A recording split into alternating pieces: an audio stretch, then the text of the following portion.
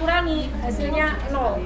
Ini yang disebut titik impas kalau produknya bauran. Kalau produknya lebih dari 1. Dari tadi kan kita ngomongin produknya cuma 1 toh. Makanya kita Q-nya tinggal 0, labanya tinggal 0 gitu aja. Langsung dicari Q-nya berapa. Kalau produknya 2, caranya seperti ini. Dicari perbandingannya dulu. Oke? Oke. Perbandingan yang nggak bisa disederhanakan dengan ini hitungannya banyak. Kadang ada yang nggak bisa disederhanakan. Moga-moga bisa. Makanya kalau yang soal disederhanakan, Bukan saya. Oke, sekarang kompleksitas pendekatan titik impas dalam unit meningkat ketika jumlah jenis produk bertambah. Tentu. Jadi kalau tadi produknya cuma 1, tinggal cari Q-nya kan gampang. Labanya sama dengan 0. Kalau produknya 2, perbandingannya berapa banding berapa. Kalau produknya 3, 4, 5, 5.000 kan berapa banding berapa banding berapa banding berapa. Sangat panjang. Semakin kompleks. Oke. Solusinya bisa dengan menggunakan pendekatan penjualan. Hal ini menyelesaikan analisis PV multiproduk dengan menggunakan data ikhtisar yang terdapat dalam laporan laba rugi perusahaan. Jadi lebih ke ikhtisar. Seperti itu.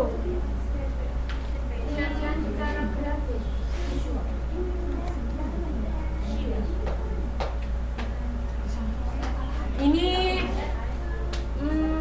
pendekatan titik impas rupiah penjualan. Jadi titik impasnya berupa rupiah.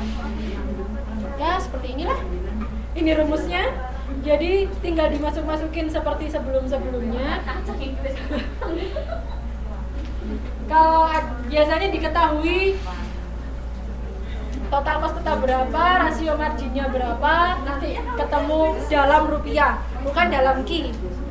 Tapi titik impasnya dalam rupiah. Contohnya wes 414 ini contoh ini.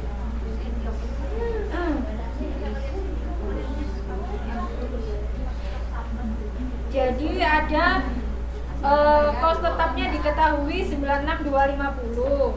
Kemudian rasio margin kontribusinya adalah 0,2232.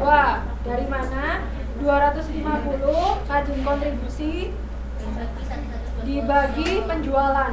Jadi margin kontribusi rasio margin kontribusi adalah margin kontribusi dibagi penjualan. Saya tidak tulis di sini. Mungkin teman-teman bikin catatan sendiri. Rasio margin kontribusi adalah margin kontribusi dibagi penjualan. Di situ 250 dibagi 1.120. Jadi hasilnya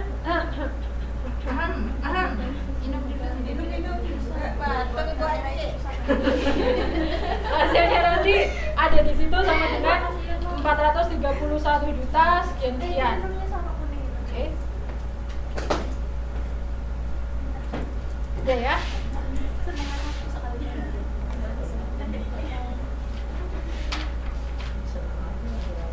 Terakhir. Penyajian secara grafis. Jadi kemungkinan nanti juga ada gambar-gambar di soalnya. Jadi teman-teman juga berlatih menggambarnya. Grafik yang pertama membicarakan mengenai grafik laba volume. Jadi ada cuma 2, laba dan volume. Oke. Karena judulnya laba grafik volume, maka hanya ada laba dan volume. Sumbu horizontal adalah penjualan, sumbu vertikal adalah laba. Kelemahannya di sini dia gagal mengungkapkan bagaimana cost berubah ketika volume penjualan berubah. Contohnya langsung kita lihat 415, 416. Jadi di situ diketahui total cost tetap 100. Cost variabel per unit 5. harga jual per unit 10. Laba operasi kan karena kita ngomongin grafik laba dan volume, maka kita harus menggambar yang ada sumbu labanya dan ada sumbu penjualannya. Oke? Sumbu labanya ada di vertikal, silakan dibuka di 416. Ini sumbu laba dan ini adalah sumbu penjualan. Diketahui, kalau kita sudah diketahui kos tetap, kos variabel sama harga jual, maka kita harus membuat rumus. Biar gampang gambarnya, kita buat rumus. Ada laba sama dengan 10 kali unit dikurangi 5 kali unit dikurangi 100. Itu ngerti? 10 kali unit. 10 itu apa? Unit harga 10. Unitnya 5. Karena laba itu kan penjualan dikurangi variabel dikurangi kos. Oke? Laba sama dengan penjualan dikurangi kos variabel dikurangi kos tetap. Penjualan itu kan P kali Q. Oke? Price-nya 10, Q-nya dicari. Tetap Q saja. Oke? Berarti 10 Q misalnya. Kemudian dikurangi variabel dikalikan Q, berarti 5 Q. Variabelnya kan 5. Berarti 5 Q. Kemudian dikurangi tetap 100, kos tetap 100. Berarti rumusnya laba sama dengan 10 Q dikurangi 5 Q dikurangi 100. Enggak lah, Paham? Paham. Yang benar. 10 Q dikurangi 5 Q kali 100. Dikurangi 100. Oke, saya ulangi. Laba sama dengan penjualan dikurangi kos variabel dikurangi kos tetap. Laba sama dengan 10 Q. Apa ini 10 Q? Price dikalikan Q dikurangi kos variabelnya berapa? 5 dikalikan unit berarti 5 Q dikurangi kos tetapnya berapa? 100. Berarti 5 sama dengan 10 Q dikurangi 5 Q dikurangi 100. Di sini ada 2 sama-sama Q.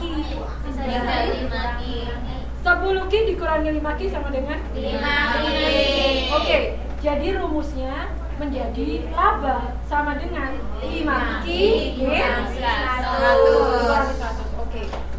Jadi untuk soal ini rumusnya L atau laba sama dengan 5 Q dikurangi 100. Persamaannya, oke? Sekarang saatnya kita menggambar. Krayon. Sekarang misalnya kita tidak memproduksi apapun, berarti Q-nya berapa? Q-nya 0, oke? Kalau Q-nya 0 berarti laba sama dengan 5 kali 0 dikurangi 100. Berarti labanya berapa? 100. Labanya berapa? Rugi. Labanya berarti min 100. Oke? Min 100. Berarti ini menunjukkan kita memproduksi 0 unit, labanya min 100. Kalau kita memproduksi 20 unit, berarti laba sama dengan 5 kali 20 dikurangi 100 sama dengan berapa? Maka itu dia pas di garis 0. BP sama dengan 20. BP-nya di 20 itu ya unit 20 unit. Ya, BP pada saat dia memproduksi Q sama dengan 20 unit. Misalnya dia memproduksi 40, berarti labanya sama dengan 5 dikali 40 dikurangi 100. berapa? 100. Oke.